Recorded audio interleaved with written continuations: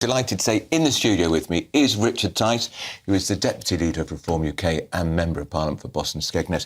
Richard, you've got an announcement. Something big's happening. What are you talking about?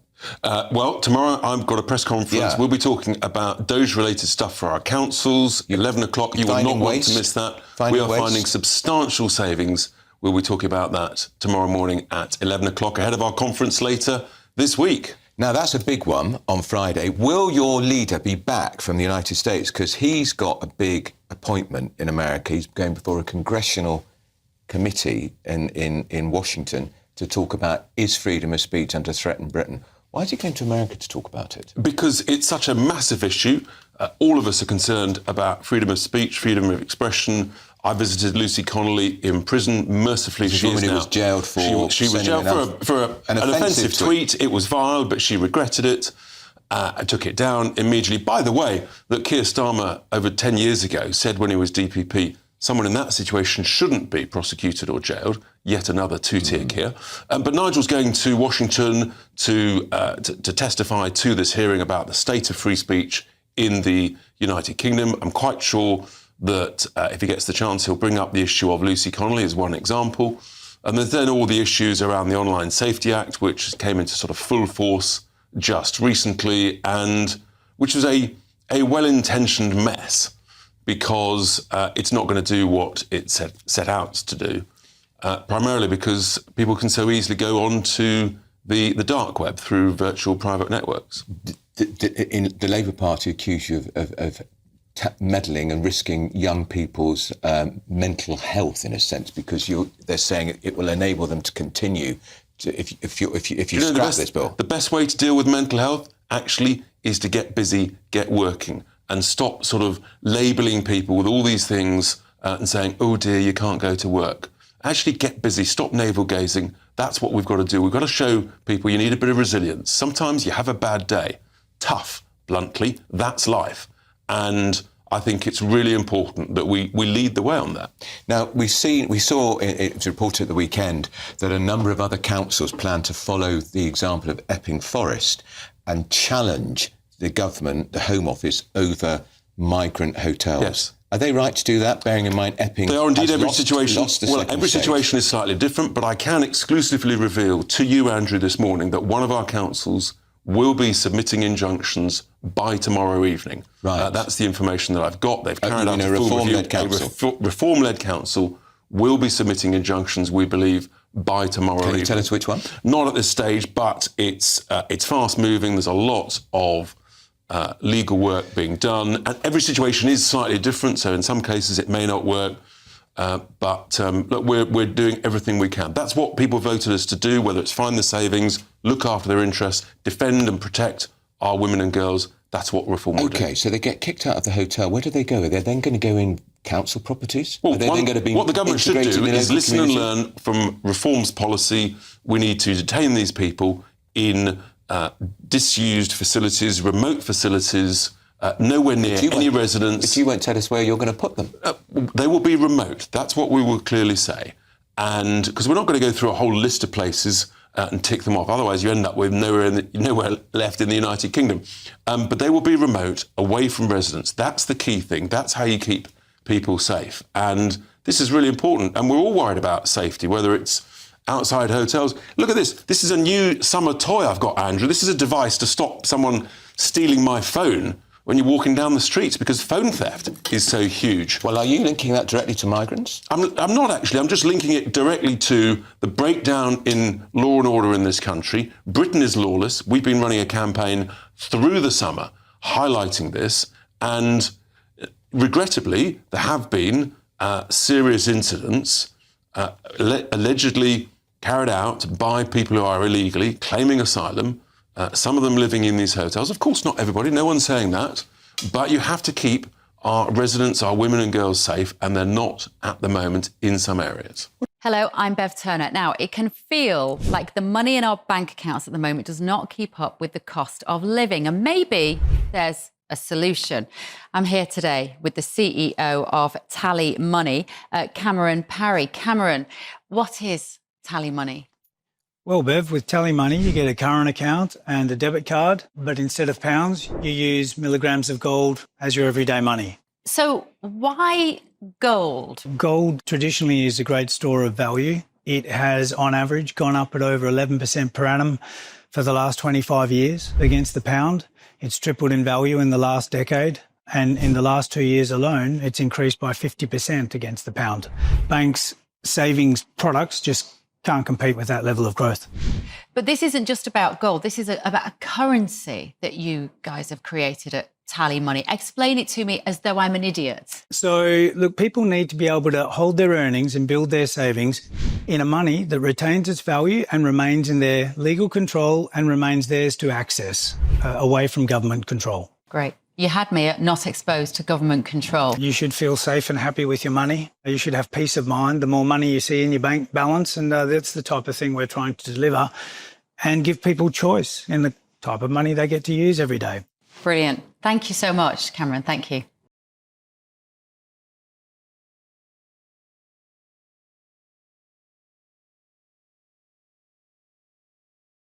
What about the idea from some that you in Reform are deliberately fomenting the unrest outside these hotels? Absolute twaddle. We've always said that any protest should be lawful and peaceful. We all recognise and want that. But actually, isn't it interesting that the first judge at Epping, he recognised the power of lawful, peaceful protest, and he recognised that actually it was a genuine expression, legitimate expression by mums and dads about the safety of their children. And I think that's what democracy is all about, where if you're not happy with something, then you can speak up about it. That's what free speech is all about. The judge, when they chucked out the Epping Forest case, made the point that if these migrants are moved out, this will provoke civil unrest. So better to keep them safe in the. Well, how's that working out so far, Mr. Bean? I mean, talk about Bean by name and Bean by nature. I mean, seriously, we know that there are protests going on all up and down the country. There was a significant protest in Skegness, at the Skegness Hotel. This is your own work. In my own constituency yesterday, and these are going up and down the country. So the proof is in the pudding. At the moment, people have had enough. And that's why we're leading in the polls by 15% and the poll out in the last couple of days ahead of Labour, because people recognise that people shouldn't be here legally. They need to be detained, they need to be deported, and they should be held in remote places until that happens. And you've got to rapidly process people and reject their false, fake applications. And what we've seen with Labour is the number of crossings is up 50% this year.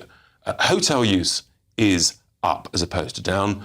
They're now using the law to say that the rights of migrants and asylum seekers, that outweighs and trumps the rights of British citizens. And their backlog of applications has gone up. So at every metric, they failed. The Archbishop of York, who is currently the most senior cleric in the Church of England, in the Anglican faith, has given an interview today, and he's pushed way back on Nigel Farage. He's singled him out and named him, said the solution being offered by Reform does not help. It doesn't solve the problem of why these people are coming here in the first place. What do you say to the Archbishop of York? Is he not speaking for a quiet majority? Well, regrettably, he's speaking for a declining congregation. I suggest the Archbishop focuses on the problems within the Church of England and fill the vacancy and stop worrying about things that are way beyond his remit, i.e. international immigration policies. That's the role of elected politicians. Well, not archbishops. Bishops are in the House of Lords. They are politicians in all but name. They're not elected. Legislation is created and voted on first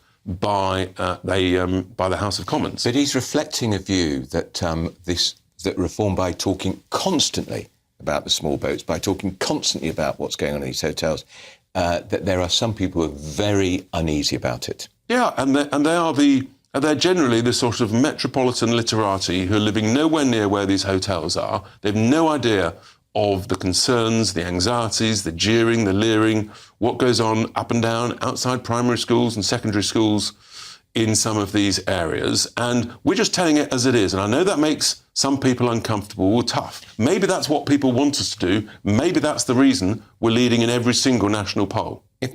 Are you saying that the presence of migrants in these hotels around the country, 32,000, is provoking civil unrest? Well, we don't want civil unrest. But are you saying it is happening?